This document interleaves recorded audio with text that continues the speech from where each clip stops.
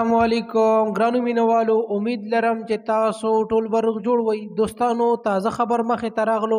د پښتو فلمونو سټار شاهد خان چې کوم د ارشد خان ولا رور دی، دوستانو خپلو تربورانو ډیر په بېدردۍ سره قتل کړو. دوستانو ولې قتل کړو، اصل وجه څه ده، مکمل معلومات تر سره په دې ویډیو کې شریکوم. زموږ ویډیو در سره تر اخره وګورئ چې تاسو د مکمل معلومات نه خبر شئ.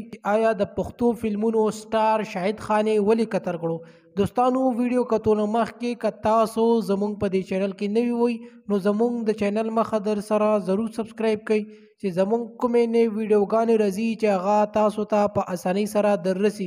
او د دې سره د ټلۍ نشانه مو ووایي چې تاسو د تازه معلومات نه زر تر زره خبرېږئ. دوستانو، ډیر افسوسناکه دردناکه واقعه مخې ته راغلې ده.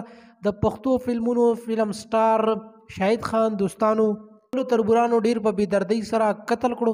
دوستانو، دا ویل کېږي چې د دوی د کور د ښځو باندې لانجه وه چې د هغې په وجه باندې خپلو تربورانو چې کوم د شاهد خان د عدیزو سره تعلق لري، دوستانو په عدیزو کې خپلو تربورانو ډیر په بېدردۍ سره قتل. دوستانو، قتل کېدو نه بعد بیا هسپتال ته وړو، خو د حالات ډیر زیات خراب وو.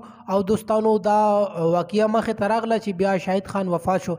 دوستانو، د دې واقعې نه بعد د شاهد خان رور ارشد خان په میډیا باندې دا خبرو کې چې هاو بالکل زما رور شاهد خان چې کوم دی هغه د خپلو تربورانو قتل کړو او زما دعوا په دی باندې دی، ځکه چې د دې په ښکاره ورځې باندې زما رور قتل کړو او ما ته د انصاف ملاو شي. او دوستانو، د دې سره ارشد خان چې کوم دی د شاهد خان د جنازې اعلان هم وکړو چې سبا به د شاهد خان جنازه په عدیزو کې ادا کیږي. دوستانو، د دې لپاره د مغفرت دعا وکړو، ځکه چې یو ښه فنکارو فلم سټارو او د پښتو دپاره ډیر کار کړی دی. دوستانو، امید لرم چې تاسو به زموږ ویډیو ضرور خوښ وي. نورو معلوماتي ویډیوګانو لپاره د چینل مخه در سره ضرور سبسکرایب کړئ. ډیره مننه، شکریه.